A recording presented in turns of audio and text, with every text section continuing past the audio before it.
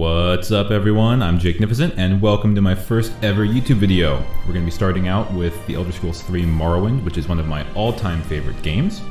I was looking through YouTube a little while back and I couldn't find a whole lot of content for this, so I figured I'd add my own Let's Play walkthrough combination so that you guys can get a little bit of a feel of what's going on, and if you're an Elder Scrolls fan, maybe you'll be able to see something you hadn't seen before. This game is pretty cheap in the Steam store, which is one of the reasons why I bought it, but it's also a favorite of mine.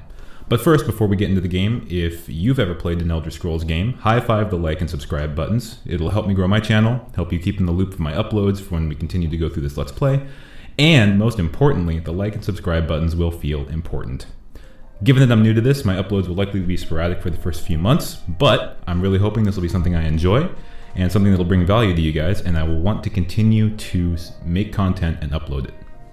Well, now that I'm done begging for likes, let's get into the game. This game was released way back in 2002, and I played it on the original Xbox. That was my first exposure to an RPG, and from there I just kind of fell in love. So our goal for today is to start a new character, and then start the main quest.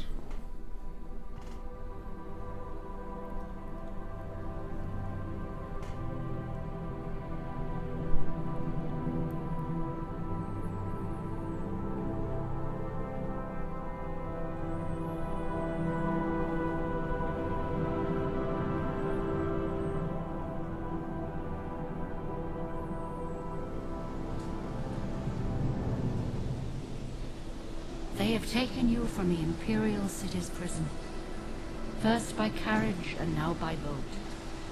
To the east, to Morrowind. Fear not, for I am watchful. You have been chosen.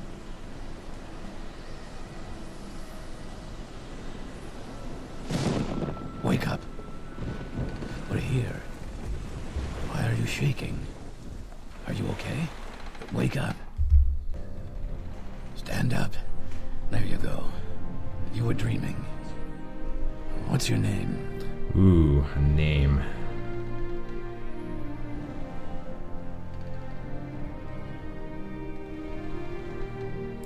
What would be a good name for this character? Let's see. I think we're probably going to name him something like... You know what? I don't know why. I just kind of like that. We'll go with it. Well, not even last night's storm could wake you. I heard them say we reached Morrowind. I'm sure they'll let us go. Quiet. Here comes the guard. This is where you get off. Come with me. Alright, so before we go any further, I'm going to turn on subtitles because I'm a bit of a deaf boy. I don't know about you guys, but I couldn't hear hardly any of that. Let's turn those on. And I think that's probably all we're looking to do right now. So after we get through this sequence and get our character created, I'm going to help us find some good gear. I have a few places I like to hit when I start a new character on this game, which full disclosure, I've played this game a number of different times. So I've got my little strategy for the best way to start this game. So we'll do that, and then once we finish the main quest, we're going to go on to the smaller quest lines along the side, like Fighters Guild, Mages Guild, so on and so forth. And I'll create different playlists for those and hopefully be able to organize my channel. It's going to be a learning curve for me, so I appreciate your patience if you're... Get yourself up on deck and let's keep this if you're around, if you stick around.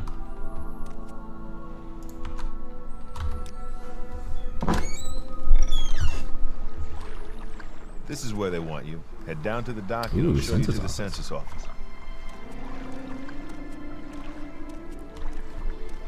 You finally arrived, but our records don't show from where. Alright. Much different than the character creation screens in, say, Oblivion or Skyrim. But we're going to go with the Breton class because they tend to have the best magicka resistance overall. And I've played through with a couple of different characters, and I think the Breton is probably my favorite. Their inherent resistance to magicka is going to be a big boon for us, and especially since some of the gear that we want to get to make the playthrough a little bit easier has a negative effect on us. We're going to want to have this passive combined with a piece of armor we're going to grab a little bit later. It's going to make us immune to negative responses to things that we equip. So we're going to be looking like this guy a little bit. I don't really like his hair though, so let's Let's change his hair up. Yeah, make him look like Lucius Malfoy. I kind of like that. Let's see, wait a minute. Yeah, face is a little bit... Maybe I should have named our guy Lucius, huh? Oh yeah, he really looks like Lucius Malfoy. But I think that's probably the best face for the Breton. So we'll go with that one. Great. I'm sure you'll fit right in. Follow me up to the office and they'll finish your release. We run so slow.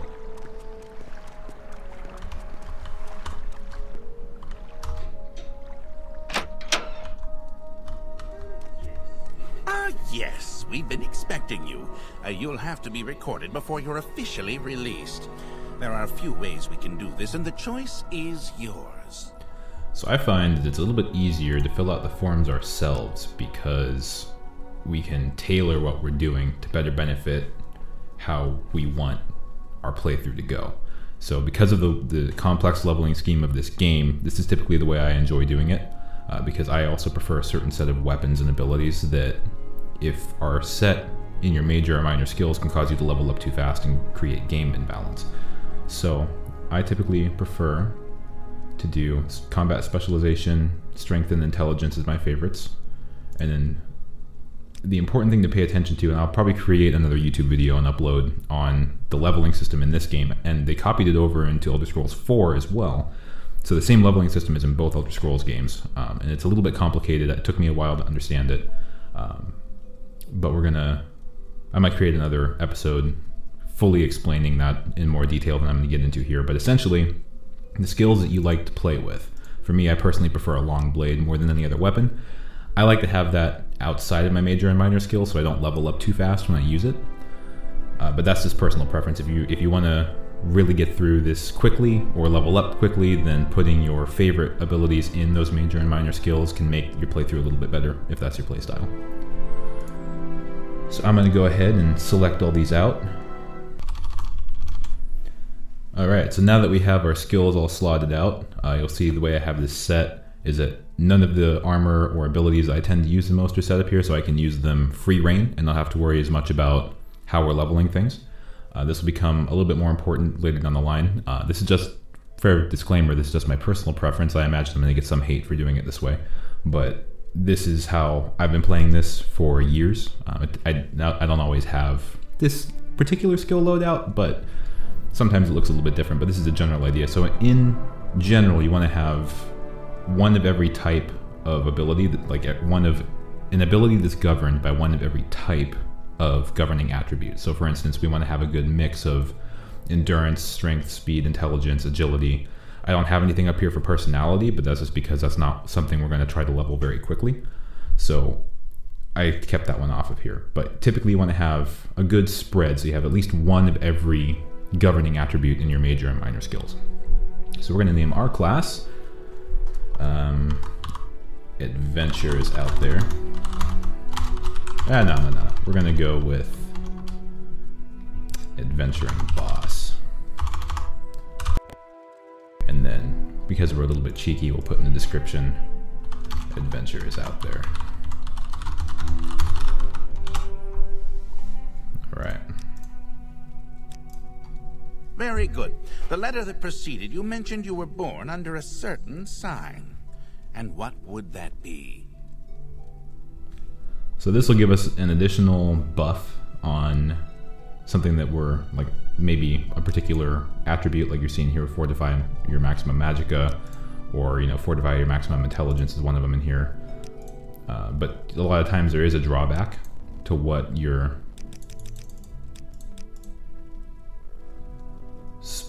ability will be. You'll lose a little bit of something else. So I find that in all the playthroughs that I've had for how I tend to play, I enjoy the mage the most, because it's basically just a flat, small buff that doesn't really, I mean, it'll increase your magicka, which is nice, but it doesn't have like a major drawback. Like the Atronach has a similar ability, but you can't regenerate your magicka over time. Or you have to do specific things to regenerate it, right? So I prefer to use the mage. Interesting. Now, before I stamp these papers, make sure this information is correct. So we can take a look here at what we got. And you'll see that my preferred abilities, long blade, as well as like heavy armor and medium armor are down here in the miscellaneous skills. So these aren't going to count towards our overall level up, whereas these will. So everything looks pretty good. I'm happy with this, so we're going to call it there. You'll see our health, fatigue, and magicka bars are in the lower left corner of the screen now. And one important thing to note that I very much enjoy doing with this game is you can make a lot of money right here out of the gate if you're clever with how you handle this situation. So what you want to do, you'll notice that there's some valuable silverware, plateware, all kinds of things over here that we can resell at a good value. And that guard is far enough away that he's not going to be able to get to us very quick. So it's important to know at this point that you can open up your inventory with the right click on your mouse. So what you want to do is you want to grab the first thing that you can. Oh, I guess, hold on, never mind. Ha, there we go. This will activate our inventory. This little part in here. There we go, you now have an inventory. Wow, I guess it has been longer than I thought since I played this game. So, now we have an inventory screen. There we go. Little OCD, I just gotta fix that. Ah, that's better. Okay, so now that we have an inventory, you can come over here and you can take this, open your inventory, and then you can quickly drop it, which is one of these buttons here. There we go. And you let the guard run over to you, and he pardons you for being a thief. And it works out well for us. So you just let him walk back to where he started from. And then we're going to choose the next highest value item here, which I think will be this vase. And if you notice, it's now on the floor, right where we were standing. Convenient. So we can pick it up in a minute. Because now that we've stolen it, if we pick it back up, it's ours. So he doesn't trigger the guard. But if you'll notice, that guard, let me drop it here, there we go, is now a little bit closer than he was before, so we gotta be speedy with how we do this. So now we pick those two up, take those and drop them. Ooh, I didn't want to put those there. Ooh. And it's important that we drop things and leave them on the floor between every part of this particular step, because if we pick these back up and he talks to us, he's gonna take those from our inventory, and that's not what we want. Ooh. Oh, I have a feeling I barely made that one.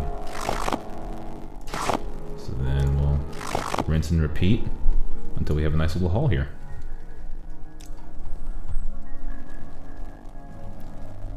Okay, so to get...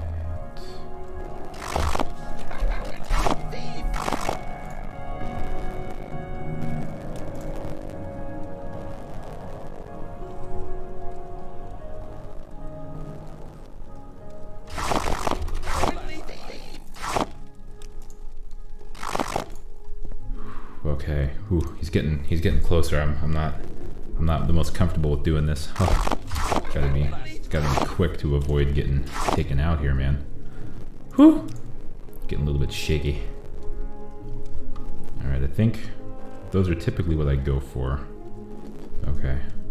Well, alrighty, guys. This guy's a lot closer than he was before. If you'll remember, he was standing over by that pillar. But we have a decent haul of things, and I typically only take down to the value 3 item because I find that these value 2s and value 1s, you can resell them and they give you money, but that's a little bit less than what we're wanting to get out of this. So we have a nice little haul of things that we can resell after we get out of here.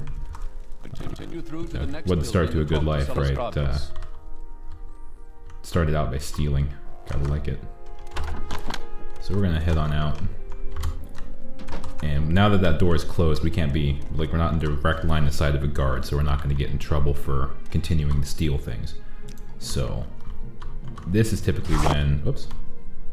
Ooh, let's see. This is typically when I take everything I can at this point, leaving the single gold piece and double gold piece value stuff, because that's not the most valuable to us. But the rest of this stuff is. So, let's see. Lockpick. Excellent. And lights. Potion. Mud crab meat.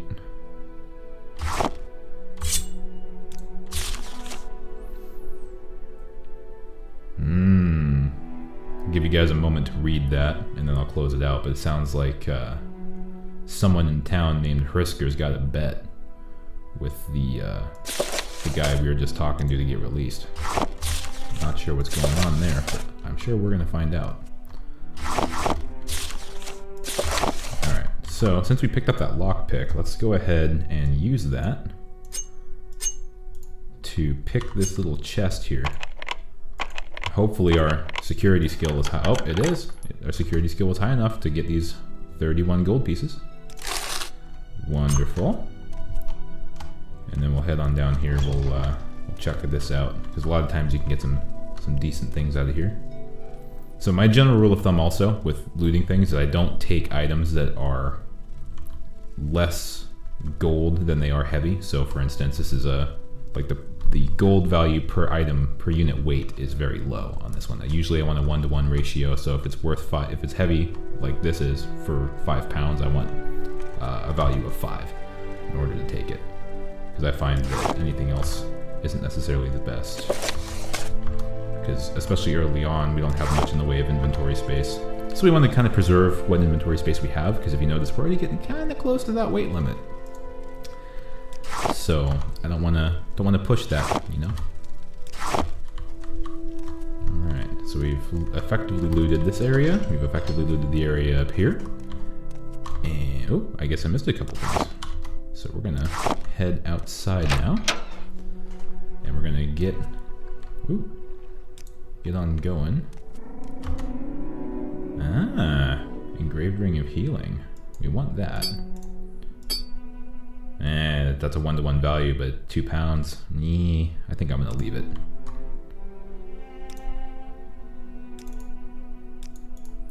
Okay, so let's. This is a little stressful. I don't like the way this is oriented. We're gonna move this all around, guys. There we go. That's. Oh wait, there we go. That's a little bit nicer, a little bit easier to see, a little bit easier to read. So now that we have that lined up more or less the way we want, we'll head on through here. Your papers, please. Oh, you were mighty close, friend. All right, first let me take your identification papers. Word of our arrival when he reached him yesterday. His name is Sellus Gravius. Nice to meet you, Sellus Gravius. His background is not important. He's here to welcome us to Morrowind. Why? What a warm welcome. So in this game, you can either click here or you can click off on the side. On the console version, which I typically play console, you typically just have to scroll through this area to be able to get what you're looking for. Ah, he's a knight errant of the Imperial Legion. You're in Morrowind, but he doesn't know why we're here. Yeah, neither do we, man. We just woke up on a prison ship. What's going on?